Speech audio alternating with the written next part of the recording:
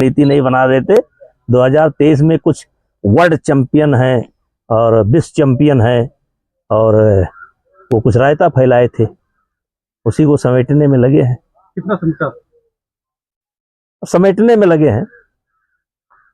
नेताजी, आपका अयोध्या से बहुत लगाव रहता है, अक्सर आप जाते हैं, तो यहाँ पे जब भगवान के दान पात्र चोरी हो जा रहा है, कितना गंभीर प्रकरण है?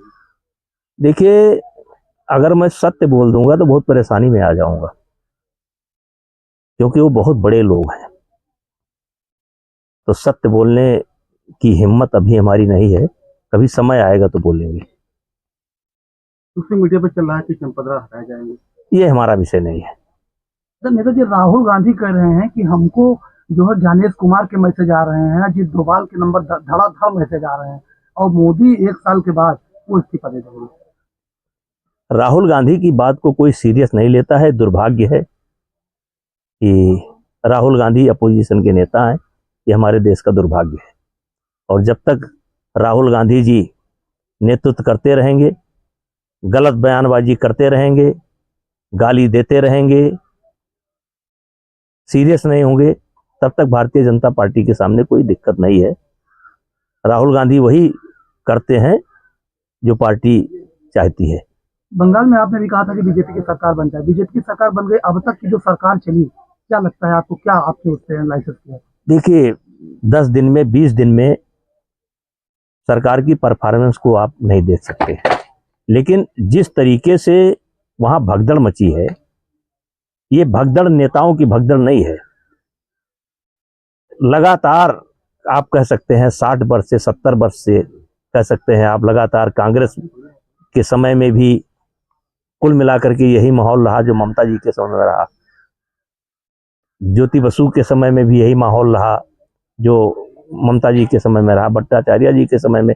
यानी कि एक ऐसा पक्ष था जो लगातार दबाया गया है।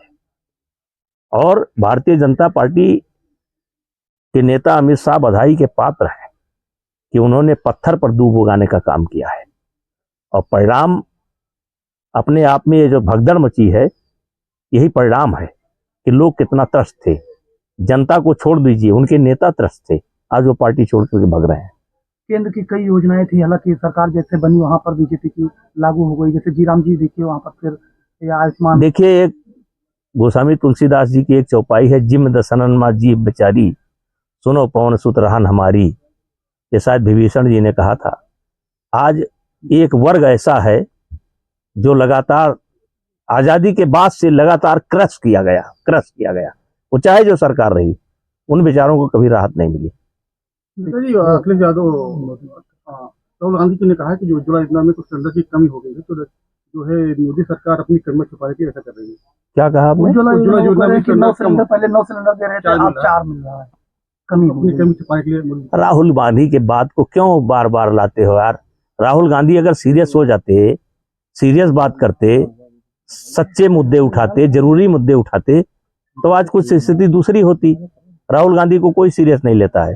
आखिरी सवाल है, जिस तरीके से आप लगातार युवाओं के प्रति काम करते हैं, आपके पास इतने विद्यालय महाविद्यालय हैं, लेकिन जिस तरीके से पेपर लीक हो जा रहा है, उस पर कोई कार्रवाई होती है, कुछ मुद्दा उठा तो लगातार कार्रवाई होती है, क्या कहेंगे आप? कितना गंभीर प्रकरण है पेपर लीक का मुद्दा? देखिए, मैं एक तो तुरंत मंत्री का इस्तीफा मांगते हैं लोग। मैं बड़ी जिम्मेदारी के साथ पूछना चाहता हूं, क्या धर्मेंद्र प्रधान जी इस्तीफा दे दें तो कोई गारंटी ले सकता है कि पेपर लीक नहीं होगा? देखिए, पेपर लीक में एक सिस्टम काम करता है, और वो सिस्टम किसका है? वो आप कह लीजिए अधिकारियों कर्मचारियों का है।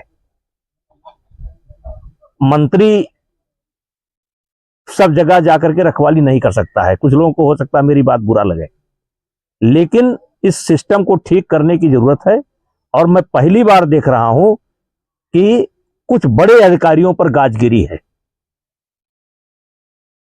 और जब तक अधिकारियों पर गाज नहीं गिरेगी तब तक ये सिस्टम नहीं ठीक हो सकता है। पेपर लीक कोई नया मामला नहीं है, चाहे जो मंत्री रहा हो, पेपर लीक कोई सिस्टम काम कर रहा है, और मुझे उम्मीद है ये सरकार उस सिस्टम पर प्रहार करेगी, उस सिस्टम को तोड़ेगी।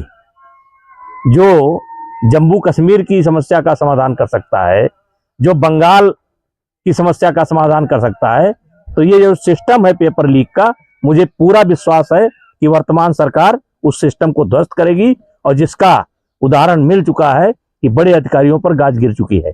आपका